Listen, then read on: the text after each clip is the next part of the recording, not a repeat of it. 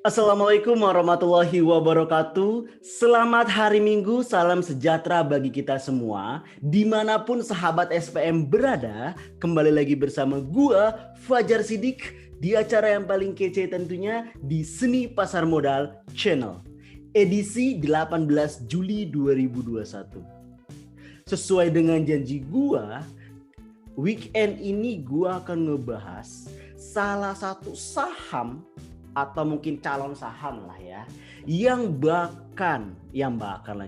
akan listing di Bursa Efek Indonesia pada awal Agustus 2021. Dan ini merupakan salah satu saham unicorn. Tidak lain dan tidak bukan adalah Bukalapak. Sebelum kita memulai ngebahas mengenai Bukalapak, alangkah lebih baiknya kita harus mengetahui mengenai prinsip dari bagaimana suatu perusahaan itu akan IPO gitu. Pertama, pengertian dulu. Apa itu IPO? IPO itu adalah kepanjangan dari Initial Public Offering. Artinya di sini penawaran perdagangan perdana. Seperti yang kita ketahui, pasar saham itu terbagi dalam beberapa papan. Ada papan primer, papan sekunder, papan tersier, dan papan akselerasi kalau nggak salah udah ada ya.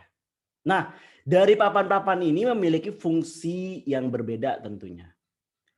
Kita akan memfokuskan ke dua jenis papan, yaitu papan primer dan papan sekunder atau perdagangan perdana dan perdagangan sekunder. Apa itu bedanya?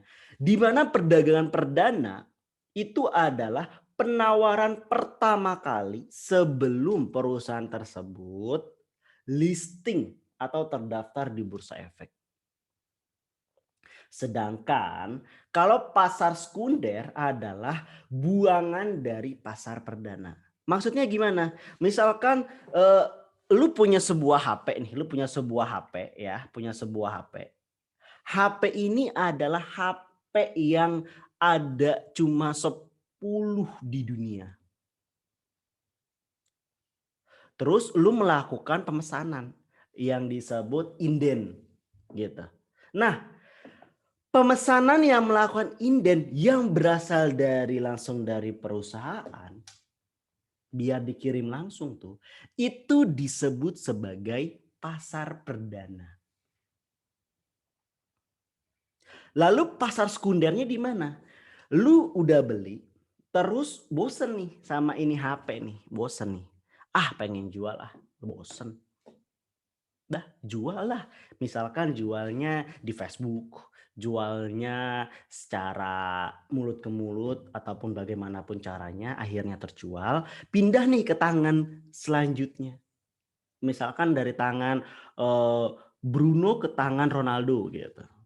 Nah, Ronaldo ini perpindahan tangan dari Bruno ke Ronaldo itu disebut sebagai pasar sekunder. Kenapa? Artinya di sini membeli barang-barang second.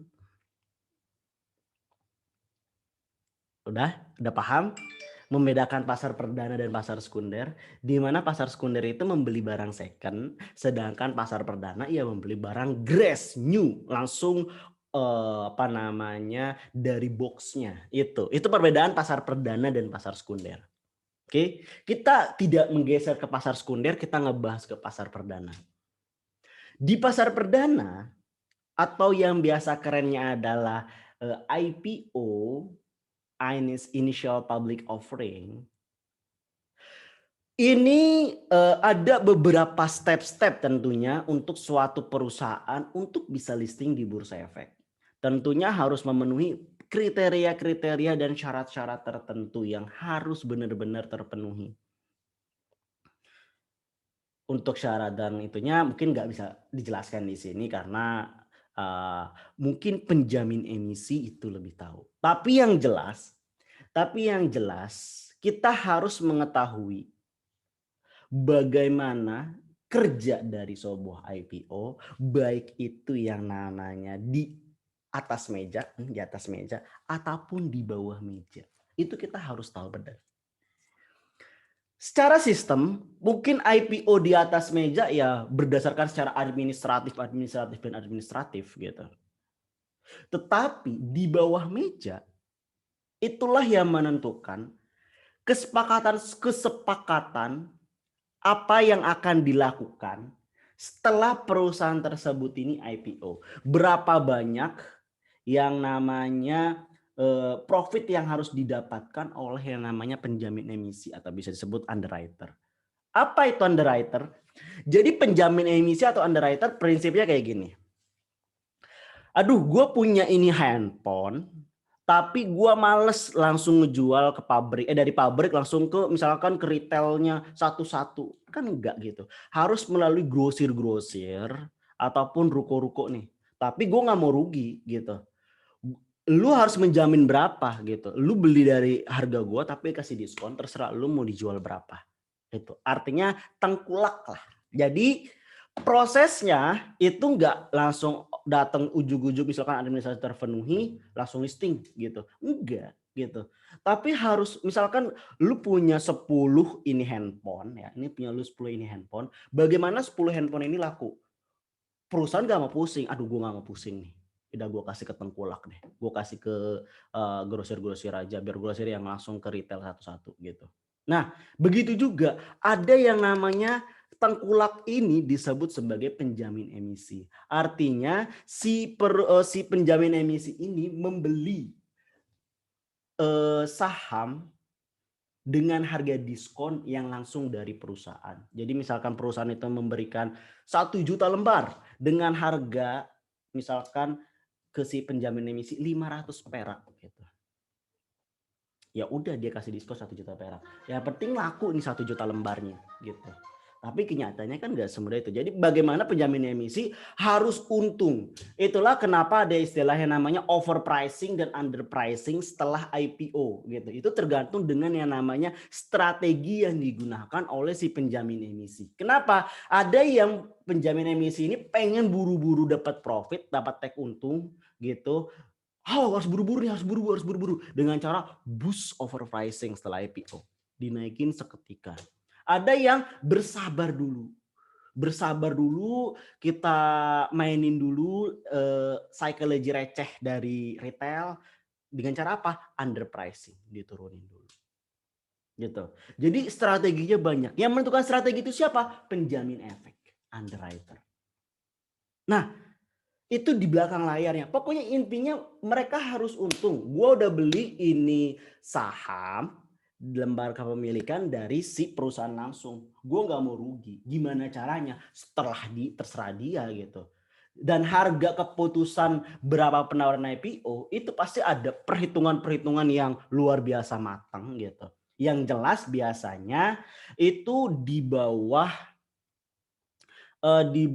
yang namanya umumnya ya, ini umumnya di IPO itu adalah di bawah nilai intrinsik atau nilai wajar suatu perusahaan. Jadi misalkan nilai wajar satu perusahaan itu 800. Terus harga penawaran itu biasanya 600, 700. Jarang yang melebihi harga wajarnya. Kalau itu perusahaan yang memiliki fundamental yang baik gitu. Biasanya seperti itu. Tapi ada beberapa case tentunya untuk perusahaan-perusahaan yang tidak baik malah jualnya overpricing gitu. Dimana harga intrinsiknya misalkan cuma 300 tapi di harga listingnya atau harga penawarannya di 800, di 900 perak gitu. Itu benar-benar overpricing. Ini balik lagi jadi sebenarnya ke yang namanya kebutuhan. Apakah tujuan resiko dari teman-teman semua? Sebagai seorang IPO hunter, benar-benar harus jeli. Kenapa? Karena di sini adalah profil resikonya very very high gitu. Artinya duitnya siap hilang. Oke. Di sini udah ngerti ya pengertian dan penjelasan mengenai IPO. Jadi step by stepnya baik di atas meja ataupun di bawah meja sudah dijelaskan di mana ya seperti itu kejadian realnya gitu. Intinya nggak ada perusahaan yang mau rugi. Biar retail aja yang rugi. Itu keywordnya ya. Nggak ada perusahaan atau pedagang yang mau rugi. Kasih ke retail biar retail yang rugi. Oke. Jadi kita harus jeli, benar-benar jeli. Oke, itu sekilas woro-woro mengenai IPO. Jadi benar-benar tujuan IPO sebenarnya sederhana, menambah modal, menambah citra dan lain sebagainya macamnya. Tapi yang jelas dua ini, menambah modal biar bisa ekspansi lebih lanjut dengan menggunakan dana retail. Terus yang kedua adalah apa namanya, tadi menambah citra. Kalau citranya positif akan makin positif gitu. Karena kenapa? Karena eee, tidak terlepas bahwa setiap saham yang IPO ataupun setiap saham yang listing di Bursa Efek, citranya akan lebih di-concern-kan. Ada yang concern ke negatif, ada concern yang positif. Tergantung yang namanya eee bagi-bagi kuenya seperti apa gitulah pokoknya. Itu mudahnya ya. Itu istilah istilah konspirasinya ya. Oke, kita lanjut ke tentang Bukalapak karena kita di sini concern ke Bukalapak merupakan saham unicorn pertama di Indonesia yang listing di Bursa Efek. Sebelum itu kita lanjutkan di sini bahwa IPO itu terbagi menjadi dua. Ada yang IPO secara manual. Secara manual itu kita telepon ke brokernya, ke sekuritasnya, atau itu bagaimana untuk membeli perusahaan atau perusahaan yang bakal IPO. Dan yang kedua itu sekarang lagi diluncurkan oleh bursa berserta OJK dan teman-temannya di aipo.co.id /ID itu Indonesia. Ini adalah yang disebut sebagai Electronic Indonesia Public Offering. Caranya benar-benar tinggal kita login, daftar dulu, bisa login, habis itu kita bisa membeli IPO secara online. Enggak dengan menggunakan website, enggak harus kita by phone ataupun manual mengisi form. Itu dulu manual mengisi form untuk mendapatkan saham IPO. Sedangkan sekarang sudah menggunakan teknologi makin maju yaitu adalah Electronic Indonesia Public Offering.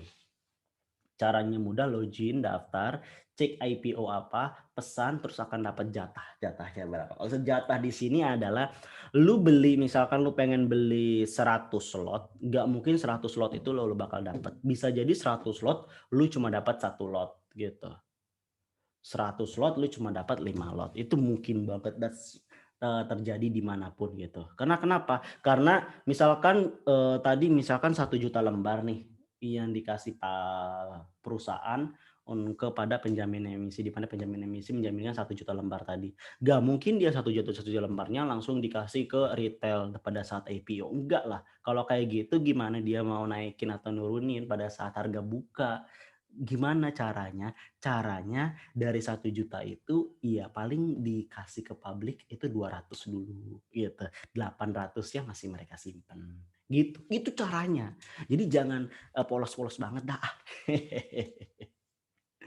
Ini adalah emiten-emiten yang bisa elektronik IPO ya. Itu nih lihat nih book buildingnya, nih harga finalnya, tentang harga, tanggal pencatatan dan sebagainya macamnya jelas.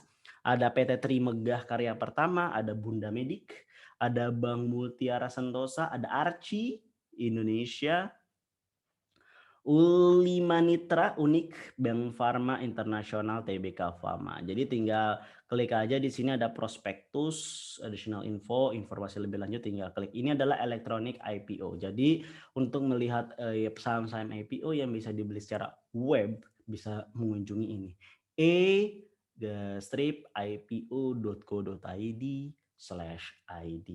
Oke, sekali lagi e-ipo.co.id/id. Oke, jangan lupa ya. Oke, sekilas kita harus mengetahui about Bukalapak. Ini adalah pertanyaan-pertanyaan yang selalu muncul mengenai IPO Bukalapak. Yang pertama, kapan pemesanan IPO bisa mulai dilakukan? Jawabannya, pemesanan untuk alokasi penjatahan terpusat bisa dilakukan pada pasca penawaran umum dengan jadwalnya 28 sampai 30 Juli 2021. Dapat berubah sesuai dengan diterimanya pernyataan efektif dari OJK. Sebelum masa penawaran umum, calon investor dapat menghubungi perusahaan efek di mana investor membuka rekening efek untuk menyatakan minat. Berarti di sini bukan e-IPO ya, kalau gitu IPO manual. Bagaimana nih cara pemesanan IPO Bukalapak? Pasti banyak yang nanya. Pertama, pastikan mempunyai single investor identification (SID), sub rekening efek dan rekening dana nasabah. Pemesanan Bukalapak hanya dapat diunduh setelah diperolehnya pernyataan efektif dari OJK, yaitu tanggal 26 Juli. Jadi sabar, sabar dan sabar. Perkiraannya 26 Juli, sekarang masih 18 Juli, kurang lebih 1 minggu lagi ya. Itu caranya. Sampaikan formnya yang telah diisi dan lengkap dan ditandatangani melalui email ke perusahaan efek gitu. Terus kenapa Bukalapak tidak menggunakan situs e-IPO? Penjelasan tentang penggunaan sistem non-e-IPO dapat ditemukan di pernyataan resmi di Bursa Efek Indonesia. Lus, saya belum memiliki SID nih. Apa yang harus saya lakukan? Hubungi, daftar, buka akun saham dulu. Itu jawabannya. Di mana prospektus dapat diperoleh? Bisa di sini nih. Aboutbukalapak.com, bisa dibuka di situ. Berapa harga penawaran saham IPO? Nah, ini penting nih. Berapa harga penawaran saham IPO? Harga penawaran saham IPO 750 sampai 850 per lembar saham. Adapun harga final itu masih harga perkiraannya. Di mana harga final akan diumumkan setelah perseroan memperoleh pernyataan efektif dari OJK. Indikasi diterimanya pernyataan efektif dari OJK sesuai prospektus awal saat ini adalah tanggal 26 Juli. Jadi mau tahu berapa harga perdananya itu tunggu setelah tanggal 26 Juli. Siapakah penjamin efeknya? Mandiri Sekuritas Buana Capital. Itu adalah emiten-emiten. Istilahnya pertanyaan-pertanyaan umum yang sering ditanyakan ya mengenai Bukalapak. Semoga terjawab gitu. Lalu di sini gua akan fokus nih ke yang namanya sebuah prospektus. Nah, ini adalah sebuah prospektus dengan jumlah halaman 637 lembar, banyak kan gitu. Ya, itu sih resiko menjadi investor, harusnya hobi membaca gitu. Di mana prospektus itu adalah gambaran awal atau bisa dibilang pemanis awal kepada investor menawarkan sebuah kinerja cemerlang untuk menarik minat para investor atau para IPO hunter untuk membeli perusahaan tersebut pada perdagangan pertama. Isinya apa di prospektus? Isinya di prospektus itu ya mengenai secara informasi perusahaan secara detail, meliputi mengenai laporan keuangannya, meliputi mengenai resiko yang dihadapi, mengenai yang namanya bisnisnya, model bisnis seperti apa, mitranya seperti apa gitu, mengenai yang namanya setelah resiko tujuannya apa, dan yang tidak kalah penting mengenai kebijakan dividennya seperti apa karena kita investor dan lain sebagainya. Itu adalah inti dari sebuah prospektus. Tinggal profil resiko kita, mana yang lebih penting, mana yang ini yang kita harus cermati di sini. Ya kalau kita ngebedah satu-satu sebanyak 637 lembar, lu bakal ngantuk nonton video ini sih.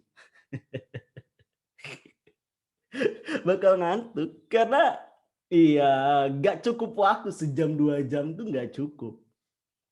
Makanya di sini akan gue singkat mengenai hal-hal yang penting aja deh yang harus lu tahu. Jadi biasanya hal-hal penting itu di awal, di akhir-akhir atau pertengahan ke akhir itu mengenai rincian detail, ataupun misalnya kalau misalkan di laporan keuangan itu adalah catatan laporan keuangan. Jadi apa yang terjadi di atas, di halaman atas itu digambarkan, didetailkan, di pertengahan halaman tengah ke bawah gitu. Jadi silakan baca-baca aja 637 lembar. Kalau misalkan ada waktu, daripada gabut, daripada keluar, mendingan mengisi dengan positif kayak gitu dengan cara membaca prospektus. Seru kok. Oke.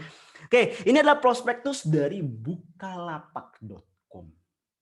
Ini adalah masa penawarannya 9 Juli, 19 Juli, tanggal efektif 26 Juli seperti yang tadi. Terus masa penawaran umum 28 sampai 30 cuma 2 hari ya. Terus tanggal apa nih? Nggak kelihatan, bentar. Gini. Tanggal penjatahan, tanggal penjatahan 3 Agustus, tanggal pencatatan pada bursa efek ini yang penting nih 6 Agustus. Jadi mulai tercatat namanya Bukalapak dengan kode emiten buka itu tanggal 6 Agustus. Itu berarti udah bisa diperdagangkan di pasar sekunder gitu. Oke, ini adalah penjamin efisiensinya Mandiri Sekuritas dan Buana Capital. Nah, yang harus dicermati adalah track record ya. Track record dari penjamin emisi itu seperti apa? Apakah dia termasuk klasifikasi mama gajah, prajurit gajah, anak gajah, atau seperti apa? Itu harus benar-benar teliti. Kenapa? Karena ini akan menggambarkan bagaimana pada saat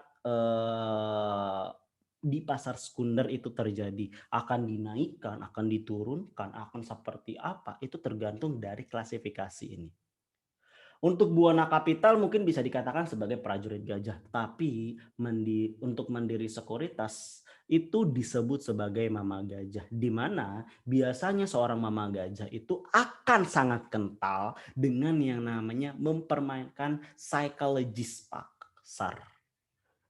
Psikologis pasar kita nggak tahu. Kita benar-benar gambling apakah bisa dinaikkan dulu ataupun langsung diturunkan dulu. Itu balik-balik lagi ya kesepakatan di bawah mejanya seperti apa gitu. Tapi yang jelas be careful kalau misalkan penjamin emisinya salah satu dari mama gajah gitu. Artinya ya kalau udah turun jangan terlalu panik, ataupun kalau naik jangan terlalu greedy, langsung take profit gitu. Oke. Oke, ini adalah penjelasan singkatnya, ini adalah daftar isinya, jadi tinggal pilih aja mau yang mana untuk dicermati. Ini adalah definisi dan singkatan yang berada di prospektus ini. Jadi ini bisa sekalian nambah-nambah glossary ya, glossary mengenai saham gitu, karena rata-rata hampir sama sih sebenarnya isi prospektus mengenai istilah-istilahnya ya. Yang nanti akan dijelaskan mengenai MESOP nih. Nanti gue jelasin mengenai MESOP karena di sini dia menghasilkan MESOP gitu. Nah, ini adalah penjelasannya, ini adalah singkatan-singkatannya gitu. Ini adalah ringkasannya. Di sini kita harus tahu ya, di sini adalah modal. Modal dasar itu adalah 3,2 miliar. Bayangin, modal dasar cuma 3,2 miliar. Ya. Dalam modal dasar yang 3,2 miliar itu sangat-sangat kecil gitu ya, kecil banget gitu. Mudah banget digoyang sama yang namanya si gajah atau si bandar. Oke, modal ditempatkan dan di-store penuh, ini adalah persentase kepemilikan. Ada kreasi online, social network lab sebesar 20%, ini 70%, dan Nugroho Heru Cahyono 10%. Siapakah ketiga-tiga ini? Pertama, Kreasi Online Indonesia. Ini kreasi online. Dia adalah sebuah agensi. Pendirinya Ahmad Zaki, salah satu pendirinya yang berlari ke yang tempat lain gitu. Ini adalah karya-karyanya, ada Bukalapak, Hijuk, Kitabisa.com, Nebengers, Panti.id. Ini adalah karya anak bangsa salah satunya ya. Tapi di sini adalah perusahaan konsultan digital, agensi digital, ingat ya, agensi. Artinya di sini apakah punya aset? Jawabannya enggak. Oke. Terus Social Network Lab. Siapa Social Network Lab? Kita lihat Social Network Lab.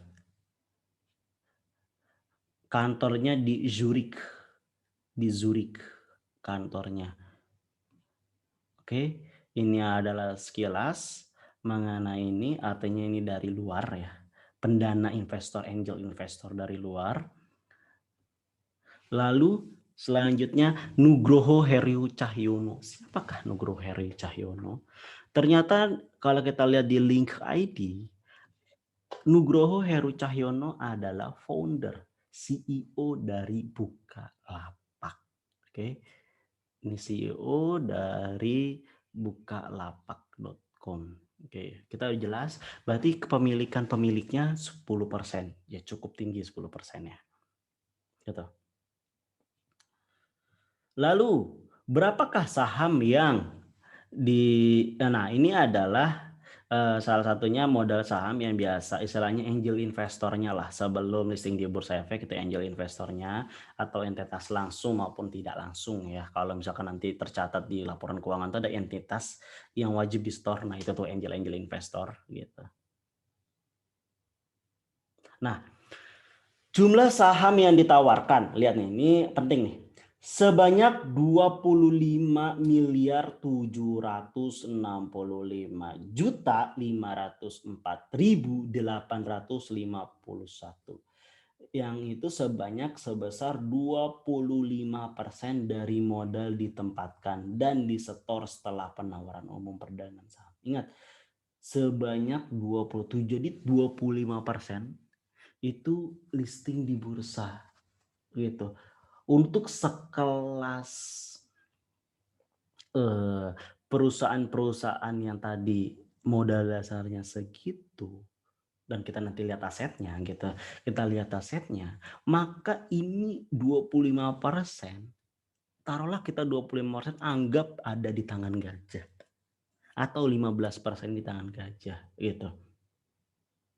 Kalau di tangan gajah, artinya di sini bisa sangat mudah dinaikkan dan bisa sangat mudah diturunkan gitu.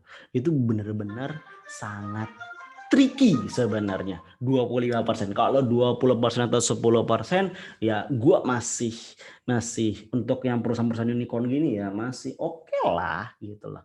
Tapi kalau udah 25% artinya di sini perusahaan butuh dana banget. Benar-benar butuh dana banget. Sampai 25% gitu loh. Pemiliknya aja cuma 10% loh. Bayangin, pemiliknya cuma punya 10%, sedangkan ini ditawarkan 25%, melebihi pemilik. Ada question mark, big question di sana.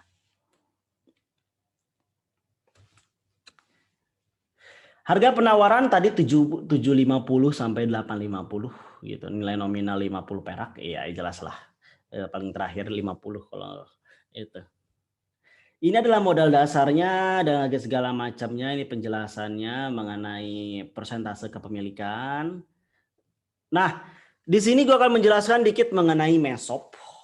MESOP itu adalah kepanjangan dari Management and Employee Stock Option Plan. Artinya di sini adalah karyawan yang diberikan hak untuk membeli saham perusahaan tersebut dengan harga di bawah dari harga penawaran. Tadi harga penawarannya 750 sampai 850. Artinya di sini bisa ditawarkan misalkan 700 ataupun 600 perak gitu. Itu untuk manajemen. Jadi itu mempunyai hak VVIP lah untuk MESOP itu sendiri.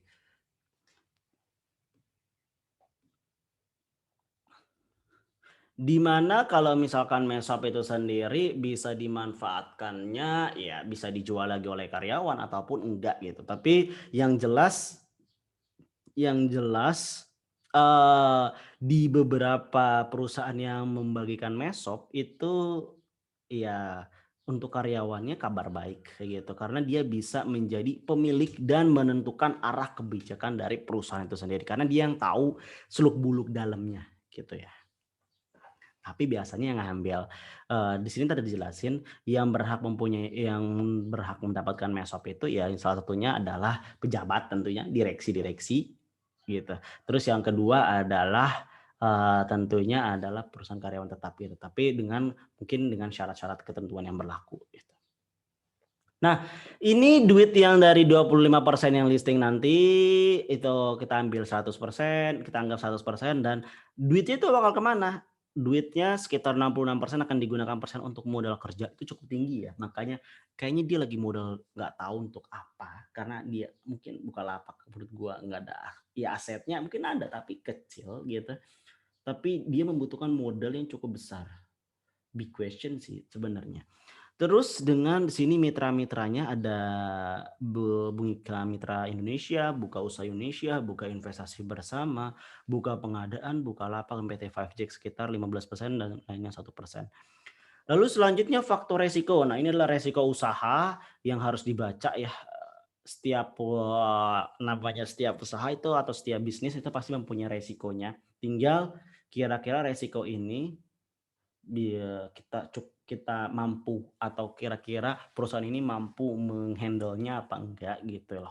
Itu karena kita dengan namanya perusahaan tersebut IPO, artinya yang kalau misalkan dia private, kerugian itu ditanggung oleh si pemilik perusahaan tentunya. Tapi kalau saat dia going public, maka dia ingin membagi resiko-resikonya. Itu yang harus dicamkan. Dia ingin membagi resiko-resikonya. Apakah resiko tersebut cukup besar apa enggak, itu benar-benar balik lagi ke kejelian investor dalam menilai suatu emiten. Ini adalah prospektus, silahkan dibaca. Nah, kita mengarah sekarang ke laporan keuangan. Di sini adalah laporan keuangan, posisi keuangan, total aset. Lihat nih, ini dalam ribuan rupiah. Ini kalau misalkan ini 1,986 miliar, tambah ini jadi 1T lah, kurang lebih 1,1 sampai 2T lah. 2T lah, kita buletin 2T. Jadi total aset lancarnya cuma 2T, coy. 2T, gila bayangin. Cuma 2T. Suatu perusahaan itu biasanya market cap-nya itu ya cukup tinggi gitu, tapi ini asetnya cuma 2T, kecil banget. Di mana hampir liabilities jangka pendek, lihat ini hampir 1 miliar, 1 miliar, 1 miliar, 1T. Jadi setengahnya itu adalah hutang. Setengahnya adalah hutang. Ini harus ada di bawah, tapi baca aja. Tapi harus dilihat lagi hutang jangka pendek ini untuk apa. Sedangkan dia ini asetnya cuma 2T lancarnya. Oke. Tuh poin pertama. Poin kedua, lihat. Pendapatan neto 423.704.907 dalam ribu berarti 423 miliar ya, 423 miliar. Rugi usahanya minus. Kita lihat angka minusnya aja. Walaupun dari tahun ke tahun ini dari 2018 mengalami penurunan dari 2020 mengalami penurunan. Tapi bukan itu poinnya. Poinnya adalah minus. Lihat. Minus. Aktiva operasi, kas neto yang digunakan untuk aktivitas operasi minus. Jadi jangan-jangan ya, tapi harus benar-benar dibedah di bawah. Harus dibaca lagi. Duit liabilities utang segede ini digunakan untuk membiayai operasi. Jadi gali lubang, tutup lubang. Gali lubang, tutup lubang. Pak.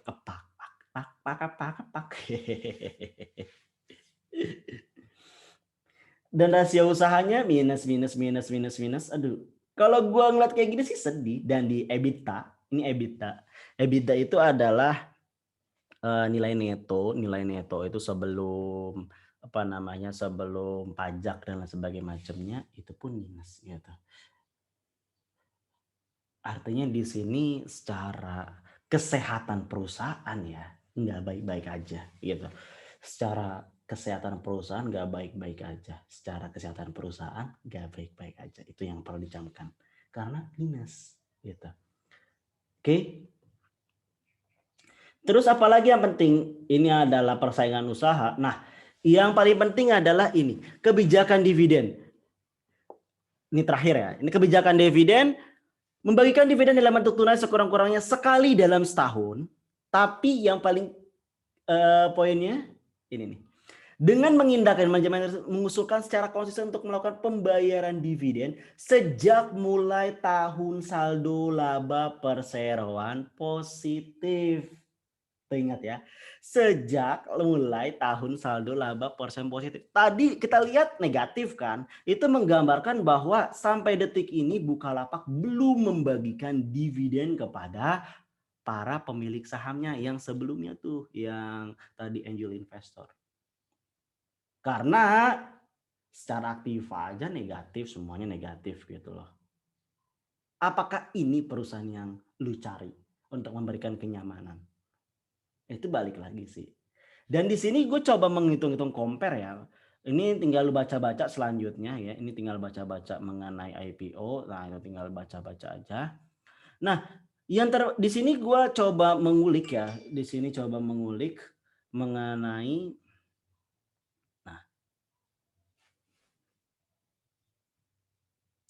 di sini gue coba mengulik mengenai saham Bukalapak, Kak. Bukalapak laporan keuangannya kira-kira pantas gak sih dengan harga 750 perak di mana dia belum membagikan dividen dengan laporan keuangan seperti itu, berapa sih nilai estimasi PER-nya, price to earning ratio, berapa estimasi nilai intrinsiknya, berapa nilai instansi nilai wajarnya. Oke, itu yang perlu dinilai.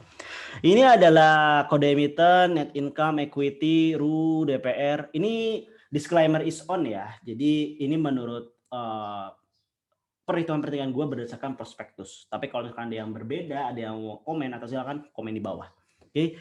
DPR terus segala macam yang akhirnya ini nilai price IPO didapatkan nilai PER dan intrinsic value 0. Kenapa? Karena dia belum membagikan dividen. Dengan harga 750 perak, dengan kondisi number of share EPS sekian, EPS-nya aja 16 loh. Dengan DPR-nya masih dividen payout ratio masih 0, maka PER dan intrinsic value-nya itu 0. Dengan harga penawaran 750 dikatakan sebagai over value, over pricing banget gitu. Karena kenapa? Udah secara equity negatif, semuanya negatif kayak gitu loh. Oke. Dividen itu perlu banget untuk seorang investor untuk menggambarkan estimasi nilai PER ke depan, menggambarkan nilai estimasi nilai intrinsic ke depan. Apakah ini bersifat tetap? Jawabannya enggak. Kenapa enggak bersifat tetap? Ingat, sekali lagi prospektus dibuat untuk pemanis untuk para investor. Oke, itu yang pertama. Yang kedua, prospektus tidak menjamin terhadap kinerja perusahaan. Kinerja perusahaan baru akan dilihat itu kurang lebih setelah 6 bulan. Begitu juga analisis teknikal. Setelah 6 bulan dari dia di pasar sekunder atau listing di Bursa Efek, baru bisa melihat perusahaan tersebut seperti apa kinerjanya secara teknikal maupun fundamental. Tetapi kalau tidak dilihat dari situ, maka itu adalah permainan bandar, permainan gajah. Be careful, sayangilah uang teman-teman, karena mencari uang itu tidak mudah. Jadi jangan umbar-umbar duitnya ke gajah secara mudah.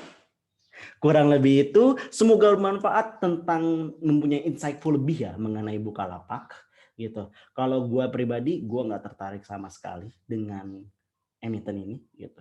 Walaupun dia listing, kenapa? Dengan kondisi seperti yang tadi udah gue jelaskan, udah gue komen gitu. Setidaknya aktiva operasi positif deh, tapi itu aktiva operasi negatif, utang pun setengah dari total aset. Ya, be careful, oke? Thank you for watching. Jika konten ini bermanfaat, silakan like, comment, dan share di bawah ini, dan juga subscribe tentunya, oke? Gua Fajar Sidik pamit. Bye. Assalamualaikum warahmatullahi wabarakatuh.